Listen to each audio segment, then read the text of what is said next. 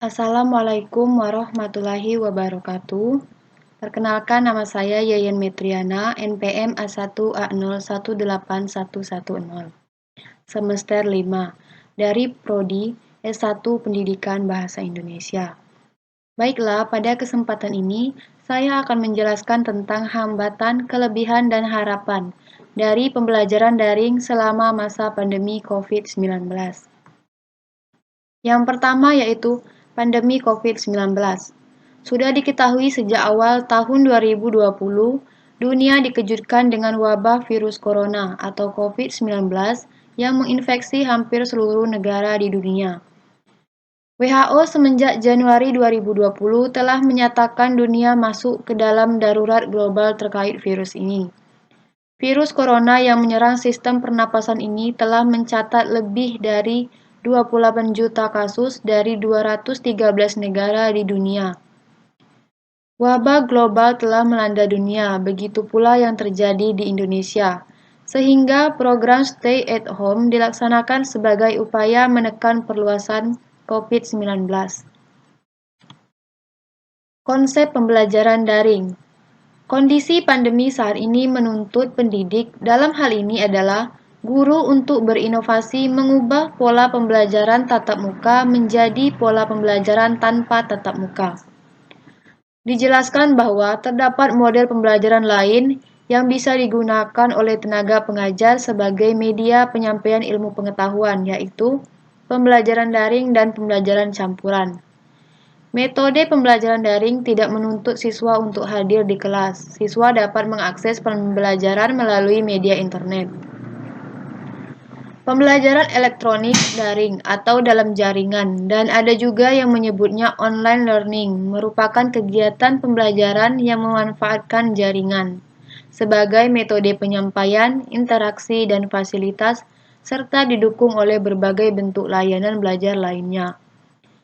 Pembelajaran online berguna terhadap kegiatan pembelajaran di kelas, yaitu sebagai suplemen, komplement, dan substitusi.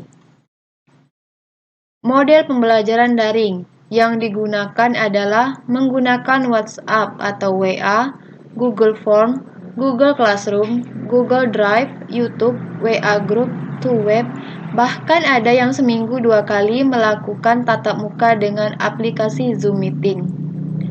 Model pembelajaran daring yang menjadi pilihan pertama yaitu guru-guru menggunakan fasilitas WA atau sering dikenal dengan WhatsApp, di mana guru membuat WhatsApp grup sehingga semua siswa dapat terlibat dalam grup.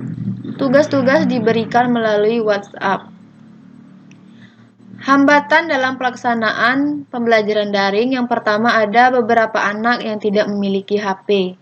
Yang kedua, memiliki HP tetapi tidak terkendala fasilitas handphone dan koneksi internet. Terhambat dalam pengiriman tugas karena susah sinyal. Yang ketiga adalah orang tua memiliki HP tetapi orang tua bekerja seharian di luar rumah sehingga orang tua hanya dapat mendampingi ketika malam hari. Yang selanjutnya, keterbatasan koneksi internet. Beberapa siswa tidak mempunyai handphone dan jaringan internet tidak baik.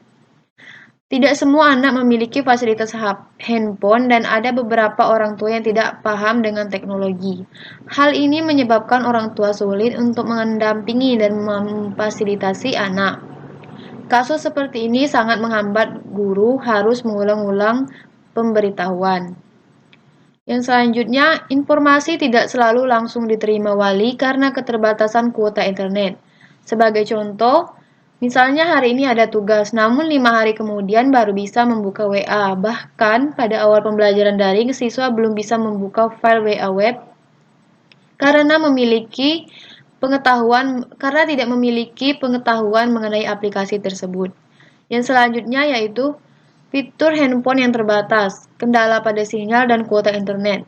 Yang selanjutnya, handphone yang dipakai untuk mengumpul tugas adalah handphone milik orang tuanya, maka siswa baru dapat mengumpulkan tugasnya setelah orang tuanya pulang bekerja. Bahkan ada beberapa anak yang tidak bisa mengumpulkan tugasnya. Foto tugas yang dikirim ke WA juga terkadang tidak jelas, sehingga menyulitkan guru untuk mengkoreksi.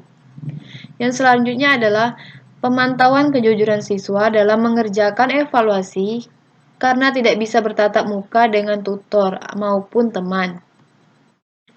Kelebihan dalam pembelajaran daring yaitu lebih praktis dan santai. Praktis karena dapat memberikan tugas setiap saat dan pelaporan tugas setiap saat. Yang kedua, lebih fleksibel, bisa dilakukan kapanpun dan dimanapun. Yang ketiga, menghemat waktu dan dapat dilakukan kapan saja. Yang keempat, lebih praktis dan memudahkan dalam pengambilan nilai pengetahuan, terutama bila memakai Google Form. Yang selanjutnya, siswa bisa dipantau dan didampingi oleh orang tua masing-masing. Yang selanjutnya, guru dan siswa memperoleh pengalaman baru terkait pembelajaran daring. Peran orang tua dalam mendampingi siswa lebih banyak. Kelemahan dalam pembelajaran daring adalah kurang maksimalnya keterlibatan siswa. Yang dimaksud dapat dilihat dari hasil keterlibatan siswa dalam mengikuti pembelajaran daring secara penuh dari awal pembelajaran sampai akhir pembelajaran. Yang ketiga, harapannya untuk pembelajaran daring pasca pandemi COVID-19 ini berkaitan dengan pembelajaran daring. Setelah kondisi kembali normal ataupun wabah COVID-19 sudah berakhir, harapannya di samping pembelajaran di kelas, maka pembelajaran daring tetap bisa dilaksanakan untuk melatih keterampilan guru dan siswa pada era abad sekarang ini. Sebagai alternatif guru dalam menerapkan model-model pembelajaran, adanya perlakuan khusus bagi siswa yang kesulitan dalam melakukan pembelajaran. Model pembelajaran daring ini baik digunakan tetapi perlu ditambahkan dengan model pembelajaran luar jaringan atau luring. Hal ini dikarenakan jika hanya pembelajaran daring saja, maka kejujuran dan kemandirian siswa dalam mengerjakan tugas kurang terkontrol, sehingga akan baik jika model pembelajaran daring ini dilanjutkan dengan ditambahkan pembelajaran tatap muka. Baiklah, itu saja materi saya pada kesempatan ini. Saya akhiri wabillahi taufiq wal hidayah. Wassalamualaikum warahmatullahi wabarakatuh.